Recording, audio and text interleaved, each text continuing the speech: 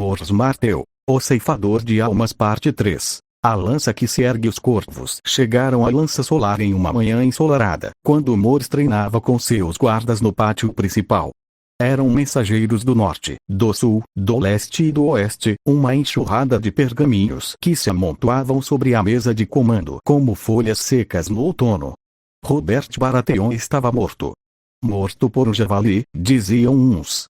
Morto por um veneno, sussurravam outros. Morto por sua própria fúria e seu próprio vício, pensou Mors com um sorriso sombrio ao ler a primeira mensagem. Mas o que veio depois foi um caos tão grande que nem mesmo o velho Duran, em seus anos mais otimistas de conspiração, poderia ter previsto. Os filhos de Robert, ou supostamente seus filhos, estavam no centro da tempestade. Joffrey Baratheon sentara-se no trono de ferro, mas seus tios, Stannis e Renly, também reivindicavam a coroa. E nos mares, Balon Greyjoy viu a oportunidade de sacudir o jugo dos homens do continente e declarou-se rei das Ilhas de Ferro. A Guerra dos Cinco Reis havia começado. Mors leu cada pergaminho com uma calma que assustou seus conselheiros. Ele não pulou de alegria. Não convocou os lordes imediatamente. Apenas leu, releu, e então guardou todas as mensagens em uma pasta de couro que levou consigo para as câmaras privadas. Valena o encontrou ali, horas depois, olhando para o mapa de Westeros que antes pertencerá a Duran. Você vai fazer, ela disse. Não era uma pergunta. Mors ergueu os olhos. Havia neles algo que ela não via desde os primeiros dias do casamento, não a raiva fria, não a tristeza contida, mas um brilho feroz de propósito. Meu pai passou a vida inteira esperando o momento certo, disse ele, voz baixa. Esperando que os dragões voltassem. Esperando que os deuses fizessem justiça. Esperando que os conspiradores silenciosos finalmente dessem o bote. Ele se levantou, andando em torno do mapa. Mas eu não tenho mais tempo para esperar. Os Lannisters estão ocupados lutando entre si. Stannis e Renly querem se matar. Greyjoy está saqueando o norte. E o trono de ferro sangra por todos os lados. Parou diante da figura de lança solar, pegou a peça que representava sua própria casa e ergueu-a diante dos olhos. Se há um momento em que podemos nos libertar, e agora Valena aproximou-se. E o que você vai declarar? Que Dorne apoia um dos reis? O sorriso de Mors foi cortante como a lâmina de uma lança. Nenhum deles. Todos eles são usurpadores. Baratheon, Lannister, Greyjoy, o que os diferencia? Todos ajoelharam ou se curvaram ao homem que roubou tronos de Rhaegar. Ele colocou a peça de lança solar sobre Dorne no mapa, bem no sul, isolada de todas as outras. Dorne não vai escolher um lado. Dorne vai escolher a si mesma. 3 dias depois, Mors convocou todos os lordes e senhoras de Dorne para a lança solar. Era uma convocação urgente, a primeira desde a morte de Doran, e ninguém ousou ignorá-la. Das montanhas vermelhas às areias do mar de Dorne, das terras férteis ao redor do veneno sangrento até as costas agrestes da Costa Fantasma, os governantes de Dorne acudiram ao chamado do príncipe. O grande salão de lança solar nunca estivera tão cheio.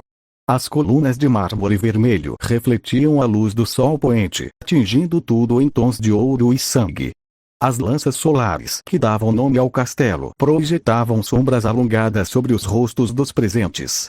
E no alto, no trono de bronze e ébano que outrora pertencerá a Niméria, Mors Martell aguardava.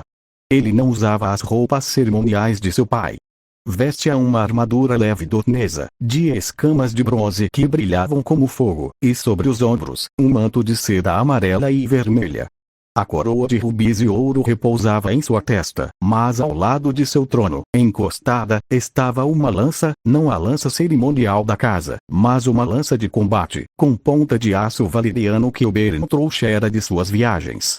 Ao seu lado estavam Valena, com um vestido das cores da casa Tollante, azul marinho com um dragão fantasma bordado no peito, e seus irmãos. Arianne, de olhos atentos, calculando cada movimento na sala. Quentin, sério e preocupado. Tristane, agora um jovem de 16 anos, com a mesma faísca de rebeldia que outrora brilhara nos olhos de Oberyn. O silêncio caiu quando Mors se levantou. Senhores e senhoras de Dorne, começou, sua voz ecoando pelas paredes de pedra. Há muitos anos, meu pai, Doran Martell, fez uma escolha difícil. Ele escolheu a paz. Escolheu curvar a cabeça para um trono que não nos queria, que nos desprezava, que havia assassinado nossa princesa e esmagado a cabeça de nossos sobrinhos contra as paredes de Porto Real. Os lordes trocaram olhares. O nome de ele ainda era uma ferida aberta em Dorne. Meu pai escolheu esperar, continuou Morse. Ele acreditava que o tempo traria justiça. Ele plantou sementes que nunca viu florescer. Ele morreu com um plano nos lábios e o gosto amargo de uma vingança adiada. Ele desceu os degraus do trono, caminhando entre os lordes. Sua presença era magnética. Muitos se endireitaram instintivamente.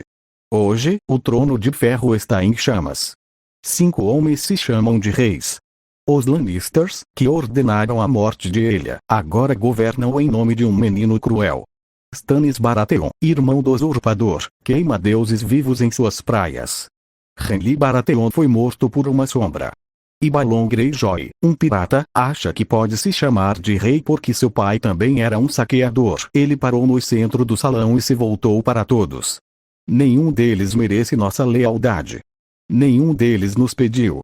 Nenhum deles nos ofereceu nada além do direito de continuarmos sendo o que sempre fomos, um povo conquistado, humilhado, esquecido. A voz de Morse cresceu, preenchendo cada canto do salão. Mas Dorne nunca foi conquistada. Os dragões Targaryen tentaram, e falharam. A fé militante tentou, e foi queimada. O trono de ferro nos tomou por casamento, nos manteve por promessas vazias, e nos traiu com sangue. Meu pai aceitou isso pelo bem da paz. Eu não aceito mais. Ele ergueu o braço, e um pajem trouxe um pergaminho, não um pergaminho comum, mas um documento em pergaminho de couro de dragão, trazido por Nymeria há 1000 anos, usado apenas nas declarações mais solenes. Hoje, diante dos deuses antigos e novos, diante dos senhores e senhoras de Dorne, diante da memória de Nymeria, de Mors Martell, de Elia e Oberyn e de todos os que tombaram pela nossa liberdade, eu, Mors do Casa Martell, príncipe de Dorne, senhor de Lança Solar, declaro o seguinte. Ele desenrolou o pergaminho e leu em voz alta, cada palavra caindo como um martelo. Dorne não reconhece mais a autoridade do Tronos de Ferro. Dorne não se ajoelhará para Joffrey Baratheon, nem para Stannis, nem para Renly, nem para Balon Greyjoy, nem para qualquer outro que reclame um trono construído sobre as mentiras do usurpador Robert. Dorne é soberana. Dorne é livre. Dorne não serve a nenhum rei além de seu próprio príncipe. Os lordes explodiram em murmúrios. Alguns ergueram os punhos em apoio. Outros, mais cautelosos, trocaram olhares preocupados. Lord Undersirunvold, o sangue real, levantou-se. Príncipe Morse, disse o velho Lorde, cuja casa já fora rei em Dorne antes da chegada de Nymeria. O que o senhor propõe é guerra. O trono de ferro pode estar dividido agora, mas quando um dos reis prevalecer, ele voltará seus olhos para o sul. Estamos preparados para enfrentar o Reino Unido sozinhos. Morse enfrentou o olhar do Lord Ironvold sem hesitar. Estamos preparados há 1000 anos, Lord Anders. As montanhas vermelhas são nossas. O deserto é nosso. Nenhum exército estrangeiro jamais conquistou Dorne, e nenhum conquistará agora.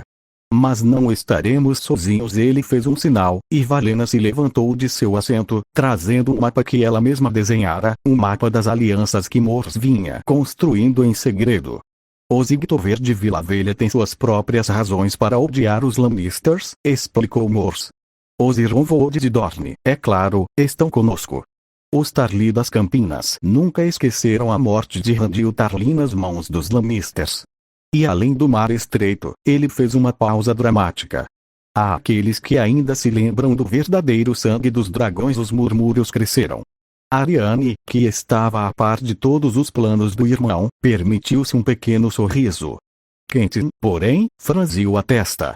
Irmão, disse Quentyn, levantando-se. Se estamos falando de Daenerys Targaryen, ela está do outro lado do mundo. Seu poder é incerto. Seus dragões são filhotes. E Viserys está morto. Não há garantia de que ela cruzará o mar. Não, concordou Morse. Não há garantia. Mas há esperança. E enquanto isso, temos o que sempre tivemos: Dorne. Nossas lanças. Nossa determinação. Nosso orgulho. Ele voltou a subir os degraus do trono. Ao chegar ao topo, pegou a lança que estava encostada ao lado. A ponta de aço valeriano brilhou sob a luz do sol poente. Meu tio Oberyn me ensinou uma coisa. Uma lança erguida é mais respeitada do que uma lança abaixada. Dorne vai se erguer hoje. Vamos mostrar ao Tronos de Ferro que não somos um problema a ser administrado. Somos uma força a ser respeitada. Ele ergueu a lança sobre a cabeça. A partir de hoje, Dorne é uma nação livre. Que todo aquele que ousar nos ameaçar saiba. As areias de Dorne engolem exércitos, as lanças de Dorne perfuram corações, e a fúria de Dorne é como o sol, implacável, eterna, e cega para aqueles que não sabem olhar. O salão explodiu em gritos. Lord Anderson Vogt, o velho cético, foi o primeiro a erguer sua espada. Dorne! Bradou. Dorne livre! A onda se espalhou. Lordes e senhoras, cavaleiros e escudeiros, todos ergueram suas vozes. As palavras ecoaram pelas colunas, pelos corredores, pelas janelas abertas para os jardins, alcançando os soldados que aguardavam do lado de fora, que por sua vez ergueram suas lanças e espadas em uníssono. Dorne! Dorne! Dorne!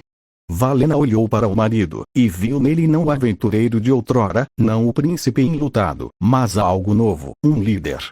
Seu coração se encheu de orgulho e, ao mesmo tempo, de um medo que ela guardaria para si. Arianne aproximou-se do irmão enquanto a multidão ainda celebrava. Você sabe o que vem agora, disse ela, voz baixa. Os Lannisters vão responder. Talvez não hoje, talvez não amanhã.